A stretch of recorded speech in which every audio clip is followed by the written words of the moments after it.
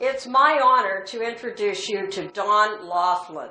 And I think if there's ever been anybody who should be a hero, it's Don Laughlin.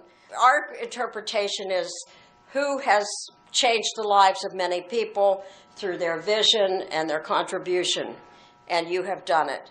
And Don, we're delighted to have you on Hometowns and Heroes this week. Maybe you should tell us a little bit about how you got going to get to the Riverside Resort Hotel and Casino here in Laughlin. I can do that, yes. In the beginning, I lived on a farm 7 miles from a town called Owatonna, Minnesota. And there wasn't many ways of making a living. So I got into the trapping back when ladies could wear fur coats. Mink pelts were very, very expensive.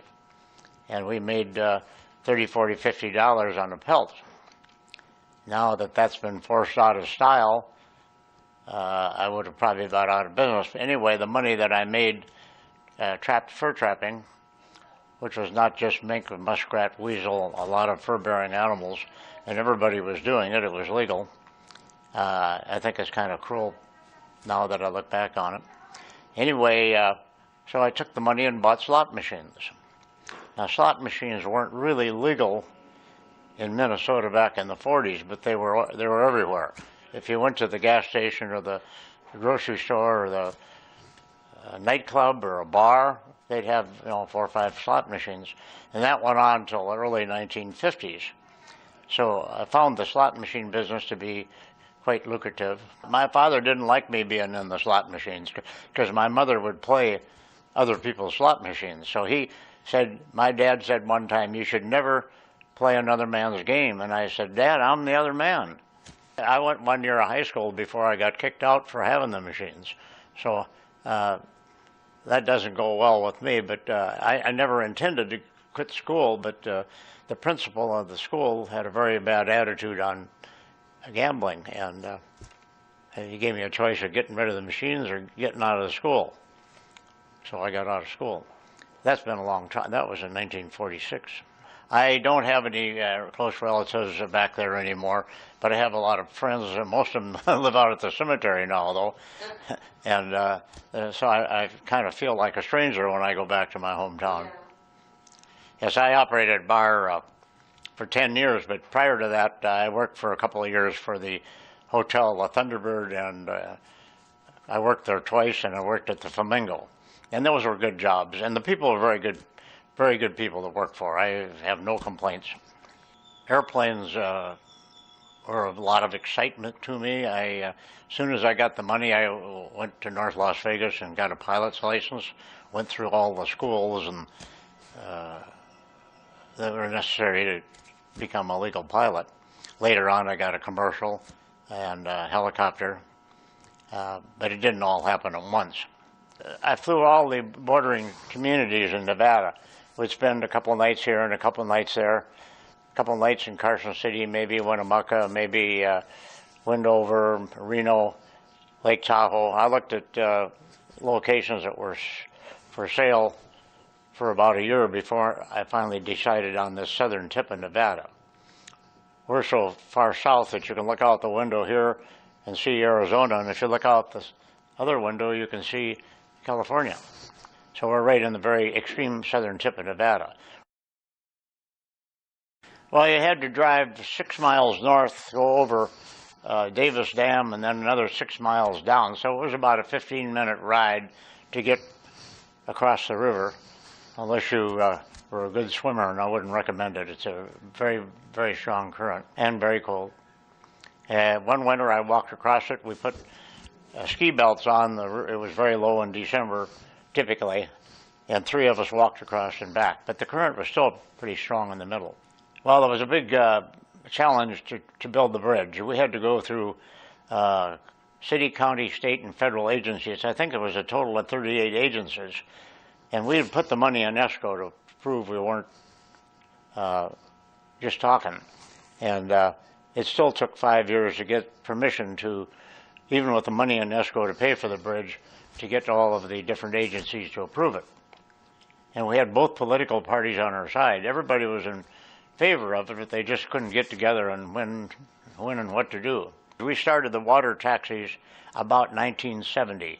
We opened down here in 1966. We asked for a post office down here because there was no mail service until you go up the road 40 miles to Searchlight. And a lot of people were requesting mail service, so we got a hold of a guy out of San Francisco they appointed to come down. O'Neill was his name. Anyway, he came down here and we discussed this matter of a post office, and finally he was here, I think, for 2 days, and he said, "What do you want to call it?" And I said, "Well, we could call it Bullhead City, Nevada." We don't like that. I said, "Well, we could there's a Jackpot, Nevada, so let's call it Casino, Nevada." No, the government doesn't like gambling names. Anyway, it subsequently came down Laughlin or Laughlin, depending on how you pronounce it. And so the next time I saw him, a few months later, I said, "Why did you pick Laughlin?" He said, "Well, why not? It's a good Irish name." That was his answer. I danced ballroom, competed for 50-some years. It was my entertainment. I danced for more than 50 years. Most of it was in Nevada. Las Vegas has a lot of dance competitions. I like waltz, and the world's dance champion is coming in October, Andre Roux, to the Orleans Hotel, and I'll be there because he's the world's dance champion. And but there's a lot. I like Latin music, cha-cha, rumba, tango. I've danced not all of them, but most of them. I like music. Music takes all the bad stuff away. I had a 65,000-acre cattle ranch on the other side of Kingman, which would be 50 miles from here. We wound up trading that land with the Bureau of Land Management. That all happened about 40 years ago. And that's how I acquired the land where the airport is. Well, I own the land over there, and I donated it to Mojave County, Arizona. And that enabled them to build, to get some of the federal money. I think it was $30 million by the time our money and the federal money all got put in. That's what you're looking at today. Almost 70 cities that fly in here. RV park is just as important as a hotel room. We have 700 plus RVs. We have 1,400 plus hotel rooms. And people that can drive an expensive RV are obviously people that can afford to gamble if they decide they want to. And it's a good class of people. I've always been interested in cars. We have a collection on the next level. When I was first down here in the late 60s, I bought a restored Model A Ford, 1931, my year. The car is in much better condition than I am. We have an elevator right on the end of the building, and it goes to my basement garage, the main floor, this floor, and one floor above us. And that's how we move the cars up, back and forth. We have around 100 cars.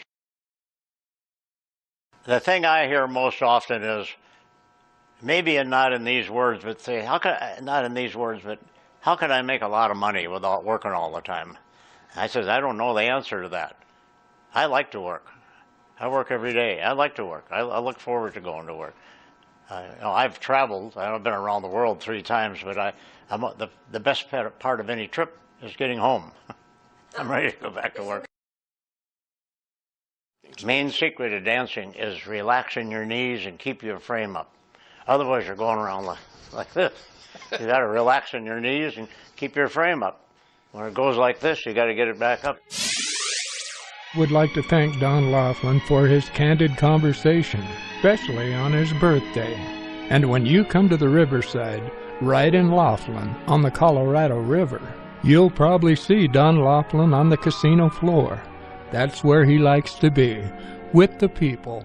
As we leave Laughlin and head back to Phoenix, across the bridge that Don helped build, we know we'll be back soon to see our hometown hero. Well, thank you for being with us on Hometowns and Heroes. I hope you enjoyed the show just as much as we enjoyed putting it together for you. And if you have a hero in your hometown, please let us know about him or them, and we'll see what we can do. Until then, let's make this world a better place. We have a lot of YouTube channels, TV channels, One of them is Hotel Video Showcase. So whenever we see a hotel that we want you to know about, you can find it there. There's also Golfing Country TV. It's called Golfing Country TV on YouTube. Great place to go to see the latest in golf courses or ones that we visited through the years. And of course, for our Hometowns and Heroes TV show, we have on YouTube Hometowns and Heroes. So please go to that. And if you want to know about restaurants, top restaurant videos. So we have a lot of channels that are TV channels where they are very full packed with information and they're on YouTube. Take a look.